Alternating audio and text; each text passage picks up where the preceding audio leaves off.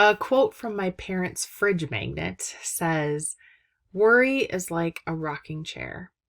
It gives you something to do, but you don't get anywhere." And thinking about how God has taken care of me over the years, I realize I have been blessed beyond measure. I have not had to worry about what I'm going to eat, where I'm going to live, if I have a job, if I'm going to make it to tomorrow. I have lived a privileged life.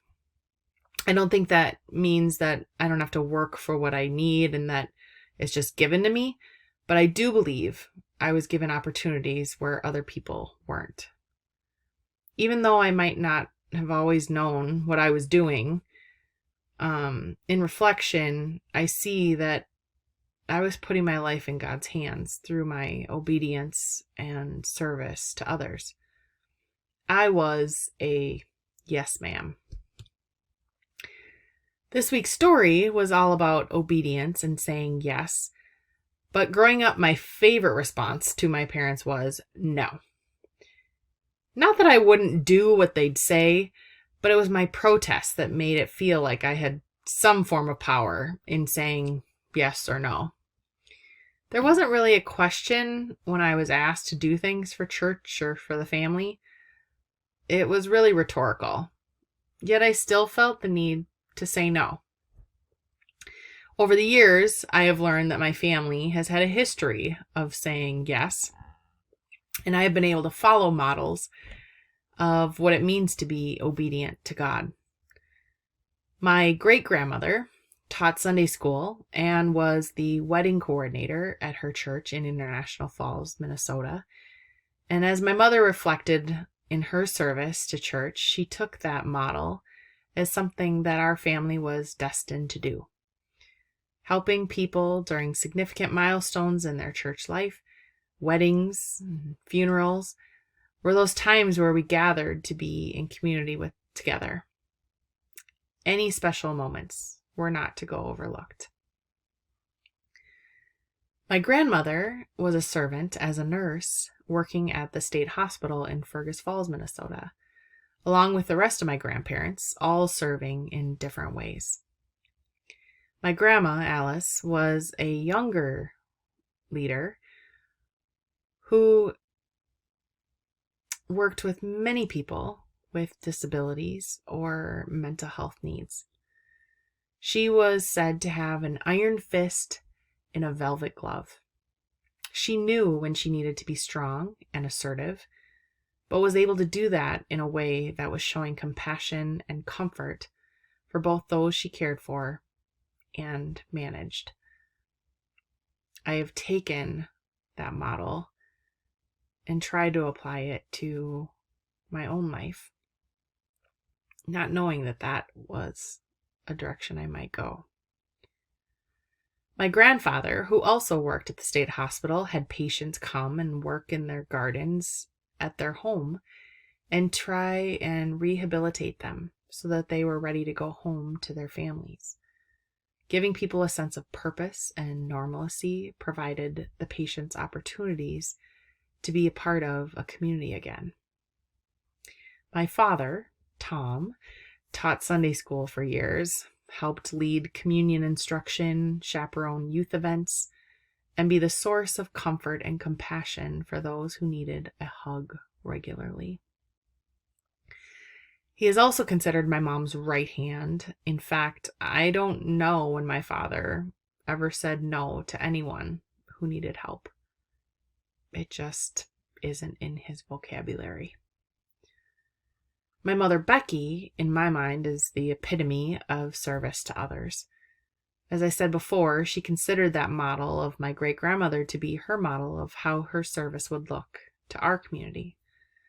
Serving others through food and hospitality, keeping the memory of our loved ones alive, remembering everyone's name that I ever uttered or that she had come in contact with throughout her whole life.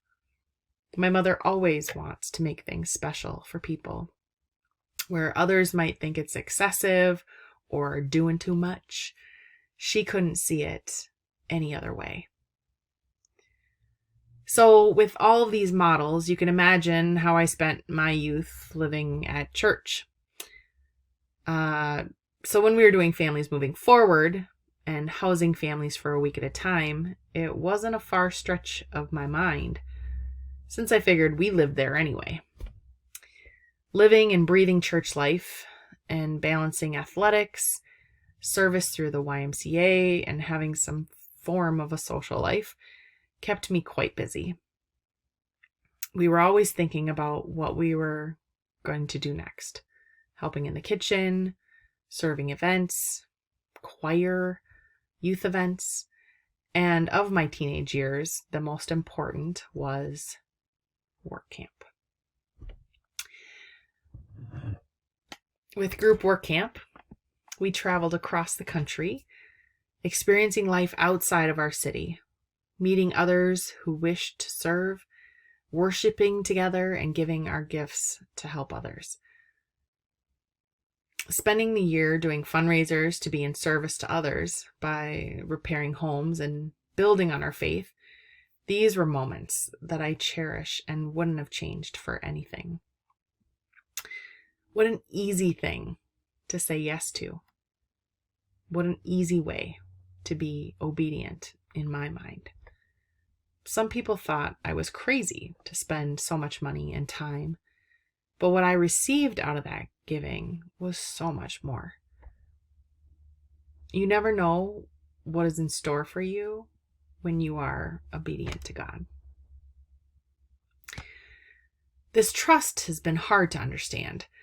I have found myself benefiting beyond all measure by following that message of love your neighbor. My first job was volunteering in the nursery at church. This is also the place that I learned my very first lesson on what it meant to work with students with autism. I still remember the day that Jason taught me my very first lesson. I wanted you to know that I took the advanced babysitting course at Erickson Elementary, which is now Northrop, for a little history. But this course is where they taught me about caring for children, comforting them, and what to do in emergencies. So I really felt with my training there was nothing to worry about. Little did I know that everything that I learned would go right out the window. Offering choice to someone who prefers routine and preferred items doesn't work. Not that offering choices was bad, but that I almost insisted on him choosing a different puzzle after he'd solved the one that he just did several times. When he was upset that I didn't understand, I tried to comfort him. Again, I learned that touch is not for everyone. But the ultimate lesson was that I did not know about his amazing skills as an escape artist. Who knew exactly how to manipulate the child-proof door handle. I learned just how fast Jason was and how well he knew our building, because by the time I got to the sanctuary, Jason was up front where all the action was, hanging out with the pastor, and all I was worried about was what people would think of me being able to do my job. I thought, I am not cut out for this. And I can't remember if I said yes to working in the nursery after that. But it wasn't until Sue Hamry, who was looking out for me in a position for a job, told me about an opening at Keewaydin. It's a school that I had never attended, which was across the street from my parents' house. Became an opportunity for me to use the skills that I didn't know I was already taught. I was hired by Jane Ellis, who, by the way, was a teacher at Bancroft Elementary, where I went to school, who recognized me on the spot, saying I hadn't changed since 6th grade. Thanks to my parents and their service on PTA as leaders, I had developed a reputation. And I was hired as soon as possible as a special education assistant working with students with autism. All of this time, I had no idea what God had in store for me, what was placed in my path to teach me and guide me. Saying yes led me to a job that I was destined to do. Years of grooming through all of my experiences brought me to a place that brings me joy. Saying yes is not always easy. It's not always the healthiest thing for you to do either. I have given too much of my time, of myself at times, to the point where other areas suffer. Looking back, there was plenty of times I should have said no. But if I had said no, I wouldn't be where I am today. In this time of unrest and injustice, I will continue on my path to continue to learn how to be obedient and live in the way of Jesus. I will always say yes to loving my neighbor and doing what I can to be in service to others.